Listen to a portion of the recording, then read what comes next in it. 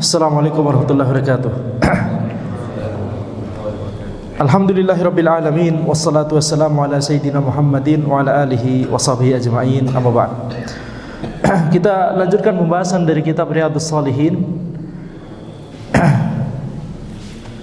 di mana kita sampai masih pada pembahasan tentang hadis innamal a'malu binniyat, sebuah hadis yang diriwayatkan oleh Umar bin Al-Khattab radhiyallahu anhu, bahwa Nabi Muhammad sallallahu alaihi wasallam bersabda, innamal a'malu binniyat wa innamal likulli imri'in ma nawa. Sesungguhnya amalan itu bergantung pada niatnya, dan sesungguhnya setiap orang itu akan mendapatkan sesuai dengan apa yang dia niatkan. Faman kanat hijratuhu ila Allahi wa rasulih fa hijratuhu ila Allahi wa rasulih. Dan barang siapa yang hijrahnya itu adalah untuk atau kepada Allah dan Rasulnya, maka hijrahnya adalah kepada Allah dan Rasulnya. Wa man kanat hijratuhu lidunya yusibuha aw imra'atin yankihuha fa hijratuhu ila ma hajara ilaih. Dan barang siapa yang hijrahnya itu adalah untuk mendapatkan dunia atau menikahi wanita, maka hijrahnya itu adalah kepada apa yang dia hijrahkan tersebut. Hadis ini setelah Nabi Muhammad SAW menyebutkan sebuah kaidah umum, yaitu innamal a'malu binniyat wa innamal likulli imri'in ma nawa. Itu kaidah umum yang disebutkan oleh Nabi Muhammad SAW, bahwa amalan itu hanya akan diterima oleh Allah Subhanahu wa taala jika niatnya itu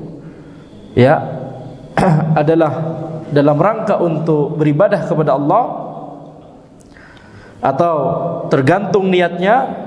Kalau amalan tersebut itu misalkan amalan yang sebenarnya mubah, seperti istirahat, seperti tidur, seperti olahraga, tapi dia niatkan untuk mengumpulkan kekuatan untuk beribadah nantinya, misalkan mengumpulkan kekuatan supaya nanti kuat untuk belajar ilmu syar'i misalkan, atau untuk mencari nafkah, karena itu adalah kewajiban yang Allah wajibkan bagi dia untuk menafkahi keluarganya, maka ini tentu akan bernilai ibadah. Ini sudah dibahas di pertemuan sebelumnya.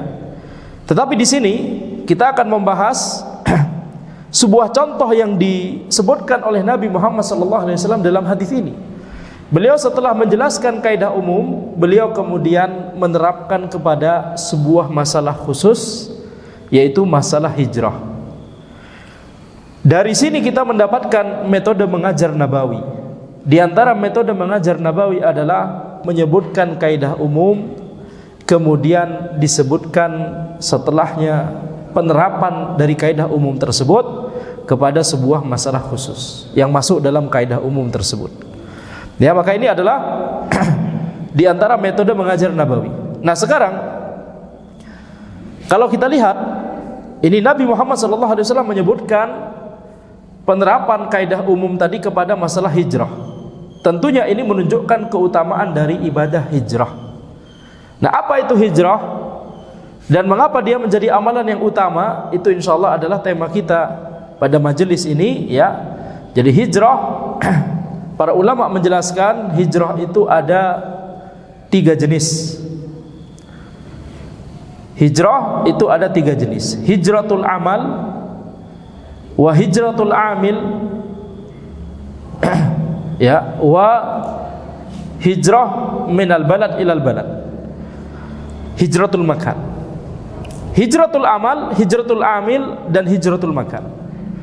Yang pertama adalah hijratul amal, yaitu ketika seseorang itu hijrah dari amalan kekufuran menuju amalan keimanan. Dia awalnya mungkin kufur atau musyrik, kemudian dia meninggalkan itu semua, bertaubat, masuk Islam, kemudian mengerjakan amalan ibadah kepada Allah Subhanahu wa taala, amalan-amalan ketaatan dan keimanan. Atau dia dari awal sudah muslim akan tapi fasik, misalkan sering melakukan dosa besar, sehingga kemudian dia meninggalkan hal tersebut, bertaubat, kemudian menuju kepada amalan ketakwaan dan keimanan kepada Allah Subhanahu wa taala. Ya, jadi ini namanya hijratul amal, kategori pertama dari hijrah. Hijratul amal. Nah, hijratul amal ini wajib ya bagi setiap muslim. Ya, wajib bagi setiap orang, bahkan setiap orang muslim ataupun kafir wajib untuk meninggalkan amalannya yang tidak sesuai dengan syariat Allah Subhanahu wa taala. Kalau dia kafir, maka dia wajib untuk meninggalkan amalan kekufurannya dan kesyirikannya. Kalau dia muslim, maka dia wajib untuk meninggalkan amalan kemaksiatannya atau kefasikannya. Ini kategori pertama, hijratul amal. Ini yang sesuai dengan yang disabdakan oleh Nabi Muhammad SAW, yaitu al-muslim man salimal muslimun min lisanihi wa yadihi, wal muhajir man hajara manahallahu anhu. Muslim itu adalah seseorang yang kaum muslimin itu selamat dari lisannya dan tangannya. Itulah seorang muslim. Yani maksudnya adab seorang muslim yang ideal, yang baik, itu adalah dia tidak memberikan kemadaratan kepada kaum muslimin atau secara umum kepada orang lain dengan lisannya dan tangannya. Dia tidak mencela mereka, tidak menghibahi mereka, tidak memukul mereka, tidak berbuat zalim kepada mereka, termasuk juga tidak mencuri harta mereka, tidak menyakiti mereka, apalagi membunuh orang lain dan seterusnya. Itu masuk semua dalam hadis yang ringkas ini. Al-muslim man salimal muslimuna min lisanihi wa yadihi. Muslim itu adalah seseorang yang kaum muslimin itu selamat dari lisannya dan tangannya. Walaupun oleh Nabi Muhammad SAW disebutkan kaum muslimin selamat dari lisannya dan tangannya, tetapi ini tidak menutup atau tidak menafikan bahwa orang lain walaupun bukan kaum muslimin juga selamat dari lisannya dan tangannya. Tetapi disebutkan di situ cuma kaum muslimin dalam rangka untuk memuliakan kaum muslimin, karena merekalah yang seharusnya paling berhak untuk perlakukan dengan baik oleh muslim yang lain, bukankah sama-sama saudara, betul tidak? Nah, jadi ini al-muslim man salimal muslimuna min lisani wa yadihi, wal muhajir man hajara manahallahu anhu. Dan seorang yang hijrah, muhajir, adalah seseorang yang meninggalkan apa yang Allah larang. Jadi Nabi Muhammad SAW menyebutkan dalam hadis tersebut, orang yang hijrah itu adalah orang yang meninggalkan amalan-amalan yang Allah larang. Ini namanya muhajir. Ini namanya orang yang telah melakukan hijrah. Yakni hijrah jenis pertama yang tadi kita sebutkan, yaitu hijratul amal, meninggalkan amalan yang tidak sesuai dengan syariat Allah Subhanahu wa taala. Nah, ini kata hijrah, kalau kita misalkan melihat di zaman sekarang ada orang hijrah gitu ya. Nah, ini dengan makna ini. Mungkin sebelumnya dia muslim tapi fasik atau tapi jauh dari Allah Subhanahu wa taala, kemudian setelah itu dia bertaubat dan berusaha untuk mendekatkan dirinya kepada Allah Subhanahu wa taala. Nah, ini hijrah jenis pertama. Dan kita katakan ini adalah wajib ya bagi setiap muslim, bahkan bagi seluruh orang, karena setiap orang itu diwajibkan untuk meninggalkan amalan yang tidak sesuai dengan syariat Allah Subhanahu wa taala. Baik. Nah, sekarang Nabi Muhammad SAW tadi di hadis tadi, wal muhajir man hajara manahallahu anhu. Muhajir yang bisa disebut muhajir itu adalah orang yang meninggalkan apa yang Allah larang. Jadi berarti apa yang dia lakukan? Berarti dia melakukan amalan-amalan ketaatan, melakukan amalan-amalan yang Allah perintahkan. Kalau seseorang itu hijrah, seharusnya dia menuju kepada amalan yang ketaatan yang sesuai dengan syariat Allah. Bukan kemudian dia hijrah akan tapi cuma fisiknya saja, cuma tampilannya saja. Ya. Cuma mungkin berubah atau berbeda secara tampilan atau berbeda secara circle, tetapi ilmu syar'inya dia tidak mau pelajari dengan sungguh-sungguh.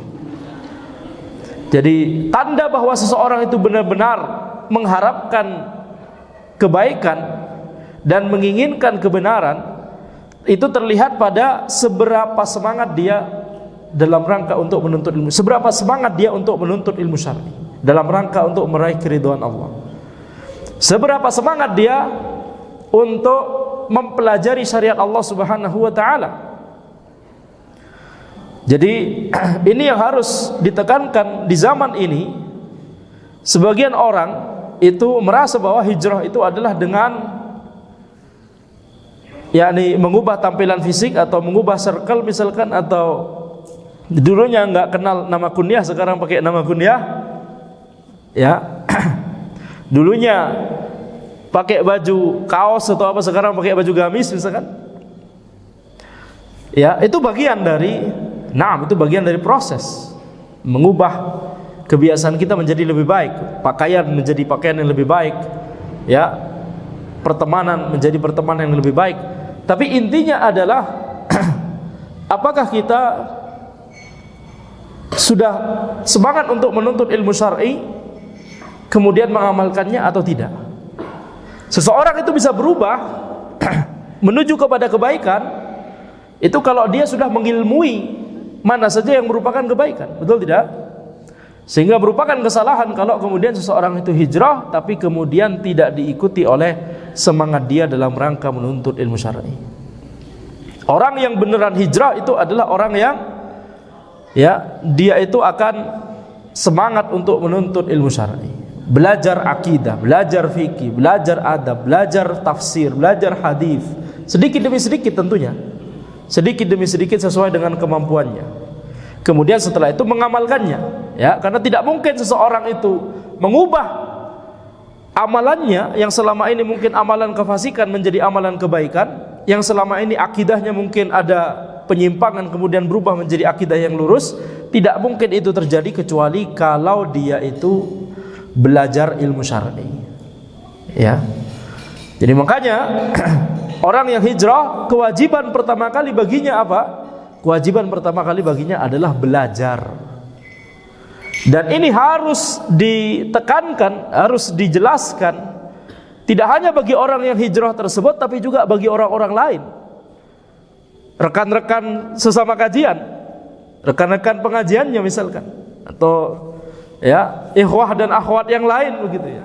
Jangan kemudian ada orang terkenal kemudian hijrah, kemudian dijadikan kesempatan, wah ini bisa jadi endorse, gitu, tidak? Kesempatan. Jangan kemudian ada orang terkenal hijrah, kemudian ustadz bikin kajian, yang terkenal yang baru hijrah itu disuruh duduk di sini. Ya, gimmick-gimmick seperti ini tidak perlu dan bahkan tidak boleh. Kenapa? Orang yang baru hijrah itu masih jahil, betul tidak? Tugasnya adalah duduk bersama yang lain, tidak ada yang spesial. Malah duduk di sini. Ya, tidak boleh. Kalau mau jadi moderator, cari yang sudah senior. Dalam menuntut ilmu syar'i itu yang jadi moderator, itu yang jadi pembawa acara. Kalaupun misalkan ada pembawa acara, ya. Jadi ini adalah kesalahan. Jadi kalau misalkan orang tersebut baru hijrah, artis baru hijrah misalkan, tidak boleh disuruh duduk di depan sini, duduk di bawah, catat. Ya, antum harus belajar supaya tahu mana saja yang merupakan kesalahan selama ini dan mana saja yang tidak. Berapa banyak yang kemudian apa? Yang kemudian yakni tidak mengindahkan poin ini, kemudian dia malah justru tidak sibuk belajar ilmu syar'i tapi justru sibuk dengan yang lain-lain. Baru hijrah kemudian bikin panitia kajian. Baru hijrah baru kemudian merasa punya harta, merasa bahwa ana punya harta, ana bisa ngundang ustadz dari manapun. Ustadznya mau datang, mau doktor, mau siapa, mau profesor, bisa ana datangkan. Karena ada mukafaah yang ana siapkan. Makanya sebagian orang yang baru hijrah itu kemudian ada komentarnya, ternyata bikin kajian itu kayak bikin konser, ya. Selama ini panitia konser misalkan, selama ini IO konser, kemudian hijrah. Setelah hijrah kemudian diajakin oleh kawan yang lain yang sudah hijrah duluan, ayo jadi panitia kajian. Habis itu komentarnya apa? Komentarnya adalah ternyata menyelenggarakan kajian itu seperti menyelenggarakan konser. Tinggal cari venue-nya di mana, tempatnya di mana. Kalau dulu di lapangan, di stadion, sekarang di masjid. Habis itu tinggal bikin poster. Kalau dulu ditaruh di simpang dago, kalau sekarang cukup di sosmed posternya. Kemudian tinggal cari hotel penginapan kalau ustadznya dari luar kota, tinggal cari hotel penginapan, habis itu tinggal marketingin, banyak gimmick-gimmick marketing, kemudian banyak orang datang, habis itu yakni eventnya berlangsung 1 jam kajian, 2 jam kajian. Kalau antum begitu terus 20 tahun antum tidak akan mendapatkan ilmu apa-apa. Justru malah merusak dakwah. Ya, justru malah merusak dakwah.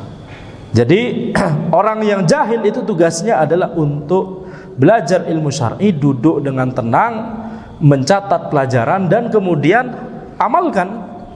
Ya, bukan malah menjadi panitia kajian. Panitia kajian itu harusnya ada pembinanya dari kalangan ustadz yang bisa mengarahkan. Ya, jadi tidak boleh kemudian inisiatif sendiri. Di zaman ini bikin panitia kajian itu semudah bikin akun sosmed. Ya, cukup bikin akun sosmed, bla bla bla bla TV, bla bla bla bla apa begitu ya. Kemudian bikin akun YouTube, kemudian tinggal undang ustadz, punya kontak ustadz, selesai, bisa jadi panitia kajian. Betul tidak? Tetapi kering, ya, ilmunya tidak akan terupgrade dan justru malah menambah yakni huru-hara dalam masalah dakwah. Karena nanti dia akan apa? Dia akan mengeluarkan pendapat-pendapat yang itu misalkan menyimpang tapi dia tidak sadari. Dia akan mengeluarkan gimmick-gimmick yang itu tidak sesuai dengan adab generasi terdahulu tapi dia tidak sadari. Makanya kemudian kajian pakai kaos misalkan, ustadznya malah disuruh pakai kaos juga, panitianya juga pakai kaos semuanya. Antum mau ngapain?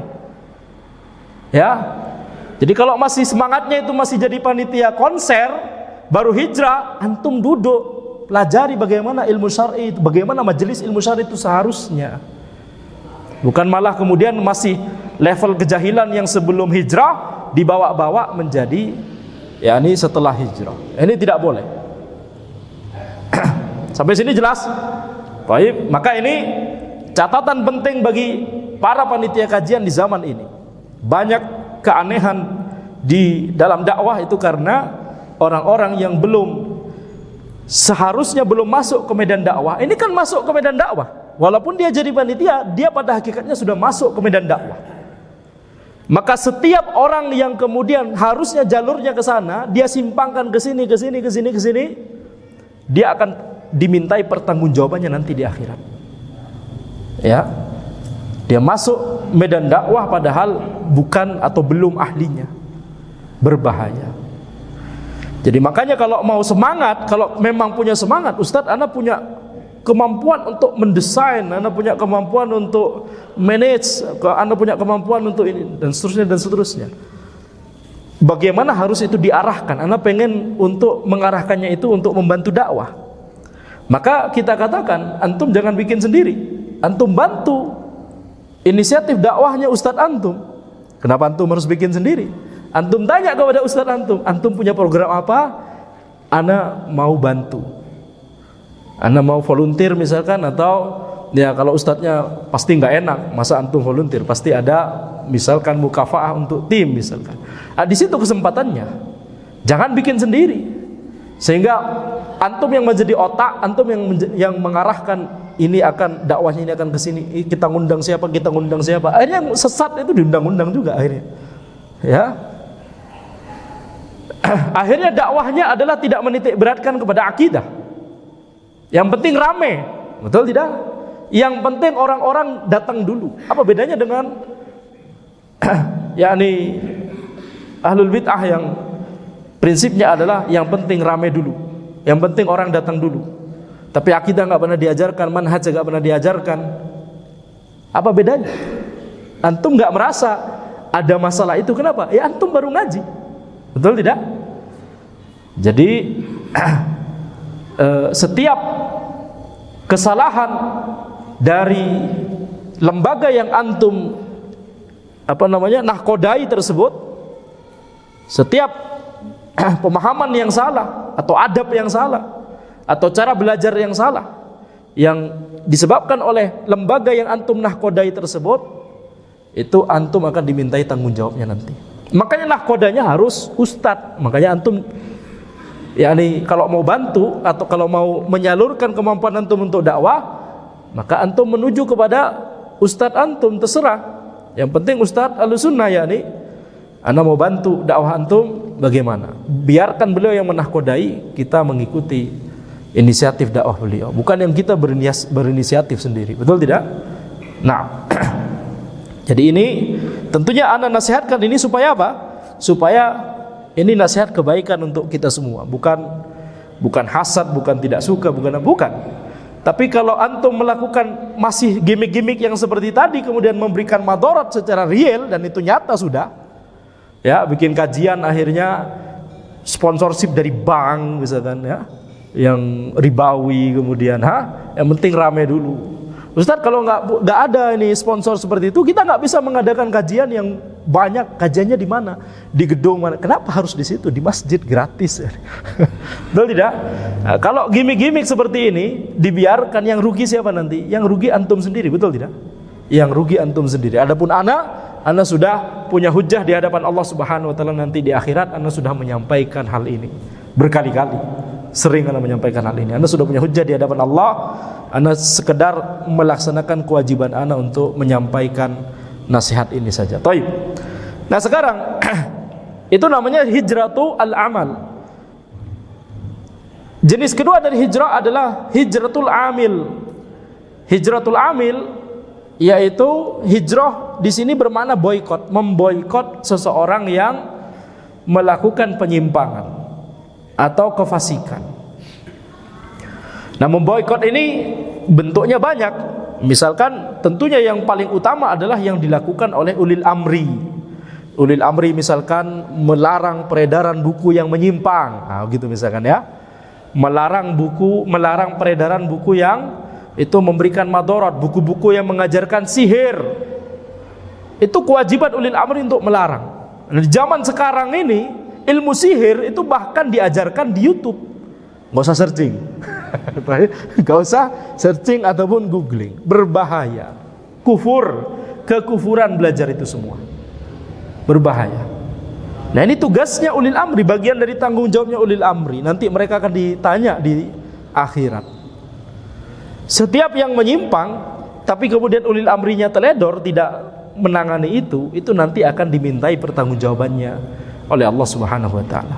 Setiap orang yang terpengaruh oleh penyimpangan-penyimpangan itu, ulil amri nanti akan ditanya. Makanya mereka itu hisabnya paling lama nanti, karena hisabnya satu negara dan dalam seluruh lini.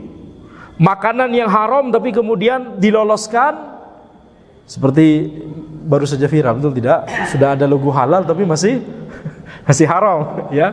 Antum nggak mengikuti? Ada.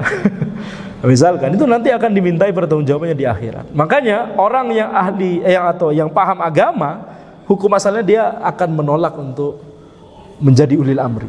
Ya, hukum asal. Ini dibahas nanti, ya. Ya, ada pengecualian. Tapi maksud ana adalah itu pembahasannya panjang lagi nanti. Nah, sekarang balik lagi ke pembahasan kita. Jadi ini boikot jenis pertama, boikot dari ulil amri. Jenis yang kedua adalah boikot dari ulama yang memutuskan kita boikot orang ini. Kenapa? Karena orang tersebut menyimpang. Jangan dengarkan kajiannya, jangan baca tulisannya. Nah, ini jenis boikot. Ini hijrah jenis kedua, hijrah yang bermakna boikot, bukan hijrah yang bermakna pindah. Ya, sebenarnya hijrah yang bermakna pindah yaitu seperti kategori pertama barusan, pindah dari amalan kefasikan menuju amalan ketaatan. Hijrah pindah dari amalan kekufuran menjadi amalan ketaatan, ya. Itu sebenarnya boikot juga, memboikot amalan yang ditinggalkan tadi menuju kepada amalan ketaatan. Nah, hijrah jenis kedua, hijrah amil, hijratul amil, memboikot seseorang yang memang itu boleh untuk diboikot atau bahkan wajib untuk diboikot. Dan ini pembahasannya panjang sendiri. Ini kebanyakan pembahasannya di kitab-kitab akidah, ya, atau di kitab fikih yang membahas tentang fikih tentang atau fikih untuk ulil amri. Baik. Jadi ini hijrah jenis kedua. Hijrah jenis ketiga adalah hijratul makan, yaitu pindah dari tempat ke tempat lain, pindah dari negeri kufur ke negeri Islam, atau pindah dari negeri yang atau dari daerah yang kefasikannya itu tersebar menuju daerah yang syiar ketaatannya itu lebih dominan. Intinya berpindah menuju ke daerah yang lebih baik. Ini namanya hijrah jenis ketiga. Ya, contohnya misalkan hijrahnya Nabi Muhammad SAW dan para sahabat ke Madinah, atau hijrahnya sahabat ke Habasyah, ke Ethiopia sebelum hijrah ke Madinah. Nah, ini contoh hijrah. Jadi kalau misalkan kita membahas sirah, kemudian pembahasan hijrah, itu hijrah jenis ketiga. Ya. Nah, di sini kita lihat hukumnya apa? Hukumnya hijrah dari negeri kafir ke negeri muslim, hukumnya wajib. Hukumnya wajib. Para ulama memberikan pengecualian kalau misalkan di negeri kafir tersebut masih bisa untuk melaksanakan syiar-syiar Islam. Kalau masih bisa melaksanakan syiar-syiar Islam, maka hukumnya sunnah. Ya, hukumnya sunnah. Seperti misalkan di negeri barat, ya, Inggris misalkan, Amerika Serikat misalkan, ya, masih bisa melaksanakan amalan-amalan ketaatan di situ. Maka bagi orang yang memang sudah tinggal di situ dari kecil, hukumnya sunnah. Hukumnya sunnah. Tapi apa hukum orang yang dari kecil sudah di negeri muslim untuk pindah ke sana? Berbeda. Ya, berbeda. Ini kan berarti pindah dari negeri muslim ke negeri kafir. Yang di negeri kafir itu masih ada syiar, masih bisa dilaksanakan syiar ketaatan. Salat bisa, masjid ada atau bahkan banyak, misalkan cuma azan nggak bisa keluar. Tapi ya nyari makanan halal ya susah dibandingkan negeri muslim, dibandingkan Indonesia. Apa hukumnya orang pindah dari Indonesia misalkan ke Amerika Serikat atau ke Inggris atau kemana misalkan gitu ya, yang masih ada syiar ketaatan di situ? Maka para ulama mengatakan ini ya tidak boleh. Hukum asalnya tidak boleh. Kenapa demikian? Madorotnya besar sekali. Walaupun di sana ada syiar ketaatan, tetapi yakni kita sholat di sana bisa, kita puasa Ramadan di sana bisa, kita haji dari sana malah lebih lancar mungkin kalau haji, ya, karena kita digajinya pakai dolar atau pound sterling, kemudian nggak ada itu ngantri-ngantri. Antum bisa tiap tahun mungkin, tapi ada pembatasan sih dari Saudi. Tapi maksudnya kalau belum haji sama sekali, antum mau haji tahun ini bisa dengan biaya yang sama seperti dengan biaya reguler. Antum bisa haji tahun ini juga. Jadi kalau ada mahasiswa yang kuliah di luar negeri, tabung beasiswanya untuk haji pada saat tahun itu juga. Nah, ini hukum asalnya adalah tidak boleh, kata para ulama. Kenapa demikian? Karena bahayanya tetap besar. Berapa banyak Anda mendapatkan laporan, bahkan keluarganya curhat kepada Anda lewat macam-macam, lewat message Instagram atau message Twitter misalkan, menceritakan saudaranya yang di luar negeri murtad atau ada yang menjadi ateis. Ada seorang ibu dari Jerman misalkan, Ustadz tolong anak saya murtad, subhanallah. Ada yang di Inggris, Ustadz tolong ini terkena syubhat dan seterusnya. Ya, karena pergaulannya dengan orang kafir. Dan banyak syubhat, banyak syahwat. Ya, masjid jarang. Tidak seperti di Indonesia. Sehingga ini madaratnya nyata. Ini bukan sekedar satu dua kasus, satu dua, tidak. Ini beberapa. Akhwat yang dulunya itu hijabnya lebar, nyampe sana lepas hijab, selesai. Walaupun masih muslimah tapi lepas hijab. Enggak tahu kalau sekarang. Ada juga yang ya tadi murtad, ya. Jelas lepas hijab. Jadi berbahaya. Makanya hukum asalnya yang disebutkan oleh para ulama adalah tidak boleh untuk pindah ke sana, kerja di sana, tidak boleh, ya. Itu hukum asalnya. Ya, kalau mau mencari pekerjaan yang layak, misalkan yang lebih layak, ya cari negeri muslim.